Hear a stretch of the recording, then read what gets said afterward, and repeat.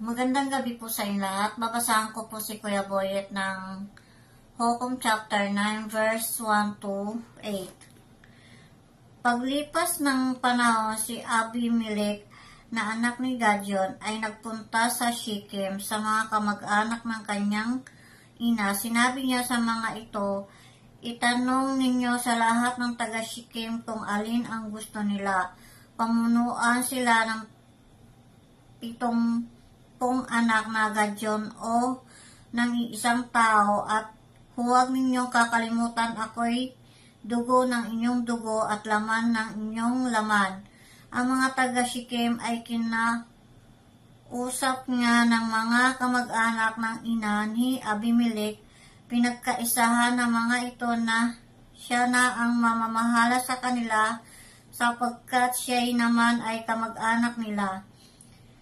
Binigyan nila si Abimelech ng 70 pirasong pilak mula sa kabang yaman ng templo ni Baal Beret. Ginamit niya ito bilang pambayad sa ilang tao roon na walang magawang magaling, at sila'y sumama sa kanya, ngunit siya sa Opra sa bahay ng kanyang ama, at pinatay sa ibabaw ng isang malaking bato ang kanyang 70 kapatid sa ama niyang si Gadyon. Lahat ay napatay niya libang kay Jotam na siyang pinakabata, sapagkat nakapagtago ito. Ang mga taga Shechem at Bitmilo ay sama-samang nagpunta sa may malaking puno sa Shechem, at ginawa nilang hari si Abimelech. Nang mabalitaan nito ni Jotam, tumayo siya sa taluktok ng bundok ng Gerizim at sumigaw, "Mga taga Shechem, makinig kayo sa akin upang makinig sa inyo ang Diyos." Isang araw, nag-uusap-usap ang mga punong kahoy upang pumili ng hari nila. Sinabi nila sa olibo, "Ikaw ang maghari sa amin." Amen. Magandang gabi po sa ating lahat, at muli tayo po mag-share muli sa ating daily devotion dito po sa Judges chapter 9 verse 9 hanggang 16. Ngunit sinabi ng puno ng olibo sa kanila, "Akin bang iiwan ang aking katabaan, na siyang sa akin ay nakapagpaparangal sa Diyos at sa tao, at makipaggindayunan sa mga puno ng kahoy?" At sinabi ng mga punong kahoy sa puno ng igos, "Halika at maghari ka sa amin." Ngunit sinabi ng puno ng igos sa kanila, "Akin bang iiwan ang aking katamisan at ang aking mabuting bunga, at yayaong makipaggindayunan sa mga puno ng kahoy?" At sinabi ng mga puno ng kahoy sa puno ng ubas, "Halika at maghari ka sa amin." At sinabi ng puno ng ubas sa kanila, "Akin bang iwan ang aking anak na nagpapasaya sa Diyos at sa tao, at yayaong nakipaggindayunan sa mga puno ng kahoy?" Nang magkagayoy, sinabi ng lahat ng mga puno ng kahoy sa dawag, "Halika at maghari ka sa amin." At sinabi ng dawag sa mga puno ng kahoy, "Yung tunay na ako'y inyong inihalal na hari ninyo, pumarito nga kayo at maganlong kayo sa aking lilim. At kung hindi ay labasan ng apoy ang dawag at gunawin ang mga sedro ng Libano."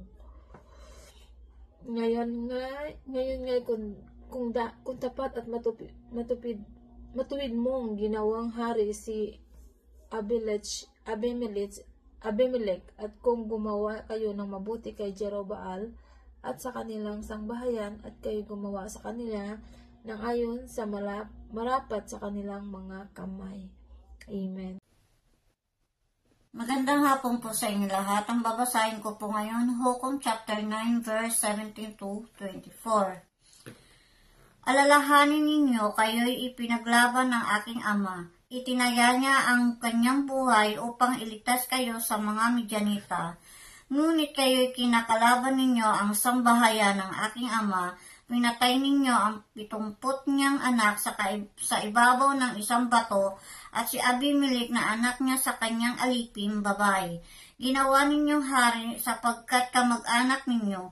Kung iyan ang inaakala ninyong dapat iganti sa kabutihan sa inyo ni Gadyon at sa kanyang sambahayan, ipagpatuloy ninyo, magpakaligaya kayo pati sa Abimelech.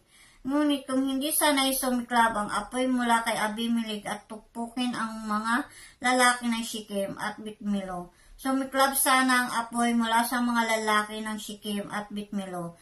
Sunugin si Abimelech, pagkasabi nito'y patakbong umalis si Jotam at nagtago sa Ber dahil sa takot sa kapatid niyang si Abimelech. 3 taong pinunuan ni Abimelech ang Israel. Ngunit nagpadala ang Diyos ng espiritu ng hidwaan sa mga taga-Shikem at kay Abimelech. Dahil dito, nagimagsik ang mga kalalakihan ng Shikem laban kay Abimelech. Nangyari ito upang pabayarin si Abimelech at ang mga nagsulso sa kanya na patayin ang 70 anak ni Gadyon. Amen. Mga Hukom, chapter 9, verse 25 to 32. At binakayan siya ng mga lalaki sa Sinchem sa mga taluktok ng mga bundukin at kanilang pinagnakawan yaon lahat ng mga dumadaan sa daong yaon na malapit sa kanila at naibalit sa kay Abimelech. At dumating si Gaal na anak ni Ebed na kasama ang kanyang mga kapatid at dumaan sa Sinchem at inlagak ng mga lalaki sa Sinchem ang kanilang tiwala sa kaniya. At sila'y lumabas sa bukid at namita sa kanilang mga ubasan at pinisa at nagpapista at napasabuhay ng kanilang Diyos at nagkainan ng tag-inuman at sinumpa si Abimelech. At sinabi ni Gaal na anak ni Ebed, sino si Abimelech at sino si Sinchem upang aming paglikuran siya? Hindi ba siya ang anak ni Jerobaal? At si Zebul ay kanyang pinuno. Maglikod kayo ng mga lalaki ni Hamor na ama ni Sinchem. Ngunit bakit kami maglilingkod sa kaniya? At kahit manawari ang bayang ito'y mapasailalim na aking kamay kung magkagayon aking halinhinan si Abimelech. At kanyang sinabi kay Abimelech, dagdagan mo ang inyong kawal at lumabas ka. At ang marinig ni Zebul na puno ng bayan ang mga salita ni Gaal na anak ni Ebed ay naglalaglag ang kanyang galit. At lihim na nagsugo siya ng mga sugo kay Abimelech na nagsabi, narito si Gaal na anak ni Ebed at kaniyang mga kapatid ay naparoon sa Sinchem. At magandang gabi po sa ating lahat. Ang aking babasahin ngayon ay makikita sa Hukom Kapitulo 9, versikulo 33 hanggang 40. Ito po ang sinasabi. At mangyayari na sa kinaumagahan pagsikat ng araw ay babangon kang maaga at isasakay mo ang bayan at narito. Pagkasiya ay at ang bayan na kasama niya ay lumalabas laban sa iyo ay magawa mo nga sa kanila ang magalingin mo. At bumangon si Abimelech at ang buong bayan na kasama niya sa kinagabihan at sinalakay nila ang Sisim na sila'y 4 na pulutong. At lumabas si Gaal na anak ni Ebed at tumayo sa pasukan ng pinto ang bayan. At si Abimelech ay bumangon sa pagbakay at ang bayan sa kasama niya. At nang makita ni Gaal ang bayan ay kanyang sabi kay Zebul, narito, bumababa ang bayan mula sa taluktok ng mga bundok. At sinabi ni Zebul sa kanya, yung nakikita ay mga lilim ng mga bundukin na parang mga lalaki. At nagsalita ulit si Gaal at nagsabi, tignan mong bumaba ang bayan sa kaligitnaan ng lupain. At isang pulutong ay dumarating sa daan ng insena ng Meoninim. Nang magkagayoy sinabi ni Zebul sa kanya, saan nandoon ngayon ang iyong bibig na iyong ipinagsabi? Sino si Abimelech upang tayo maglimod sa kanya? Hindi ba itong bayan na iyong niwalan ng kabuluhan? Lumabas ka ngayon at lumaban sa kanila. At lumabas si Gaal sa harap ng mga lalaki sa Sisim at lumaban kay Abimelech. At hinabol ni Abimelech siya at siya'y tumakas sa harap niya at nabuwal na ang maraming sugatang hanggang sa pasukan ng pinto ang bayan. Yun lang po, purihin ng Panginoon. God bless. Magandang gabi po sa lahat. Ang babasahin ko po ngayon ay makikita sa Hukom 9 verse 41 to 48. Pagkatapos noon, tumira si Abimelech sa Aruma. Hindi pinayagan ni Zebul na bumalik sa Shechem si Gaal at ang mga kapatid nito. Kinaumagahan, nabalitaan ni Abimelech na pumunta sa bukirin ang mga taga Shechem. Kaya hinati niya sa 3 grupo ang mga tauhan niya at pumunta sila sa bukirin at naghintay sa paglusob. Nang makita nila ang mga taga Shechem na lumalabas sa lungsod, nagsimula silang lumusob. Ang grupo ni Abimelech ay pumisto sa may pintuan ng lungsod habang pinagpapatay ng dalawa niyang grupo ang mga taga Shechem sa may kabukiran. Buong araw na nakikipaglaban sina Abimelech na sakop nila ang lungsod at pinagpapatay ang mga naninirahan dito. Pagkatapos giniban nila ang lungsod at sinabuyan ng asin. Nang mabalitaan ito ng mga nakatira sa turin ng Shechem, nagtago sila sa templo ni Ilbirit na napapalibutan ng pader. Nang malaman nito ni Abimelech, dinala niya ang mga tauhan niya sa bundok ng Salmon. Pagdating nila roon, kumuha si Abimelech ng palakol at namutol ang ilang sanga ng kahoy at pinasan. Ganito ang pinagagawa niya sa kanyang mga tauhan. Yun lang po, para ng Diyos. God bless. Muli po magandang umaga sa atin lahat at itutuloy ko po para sa day 5 na matatagpuan sa Judges chapter 9 verses 49 to 57. Sabi po rito, so each of them cut down some branches following Abimelech's example. They peeled the branches against the wall of the temple and set them on fire to all the people who had lived in the tower of Shechem. Died about 1,000 men and women. Excuse me. Then Abimelech attacked the town of the Best and captured it. But there was a strong tower inside the town, and all the men and women, the entire population, filled to it.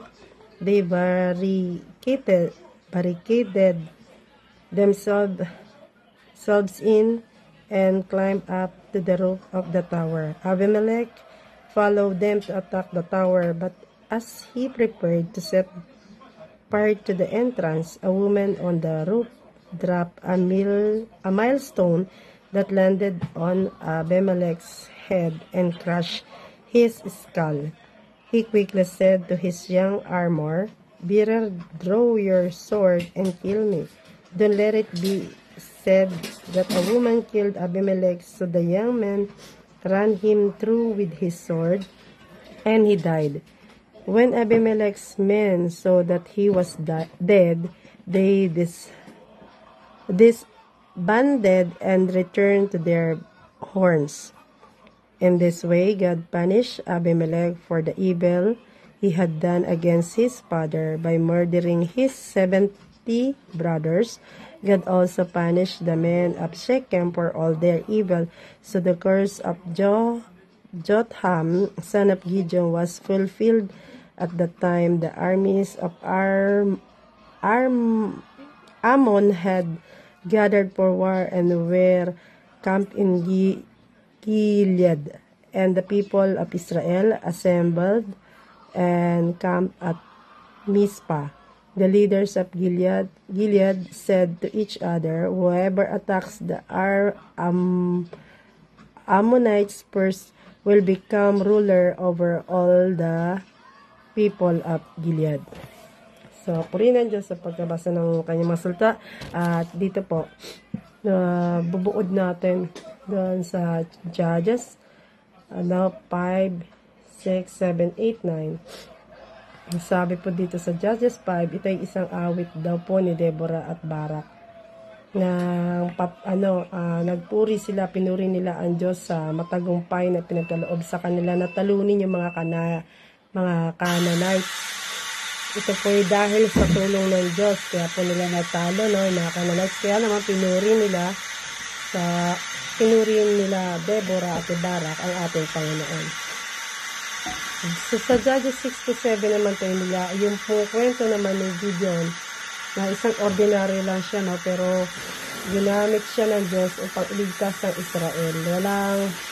Kaya nga, hindi natin alam kahit ordinaryong tao, basta gustong gamitin ng Diyos, no, gamitin niya upang para sa kanyang layunin na yung purpose na gawin niya para sa iba, para sa ikabubuti ng lahat. Kaya isang ordinary lang daw na tao tong si Gideon, na tinawag ng Diyos para magamit niya na iligtas ang mga Israel, no, mula sa kamay ng mga Midianites. Pero tong si Gideon, no, nagdududa siya sa kanyang sarili at natatakot siya, pero ganun pa man pinatibay siya ng Diyos, no.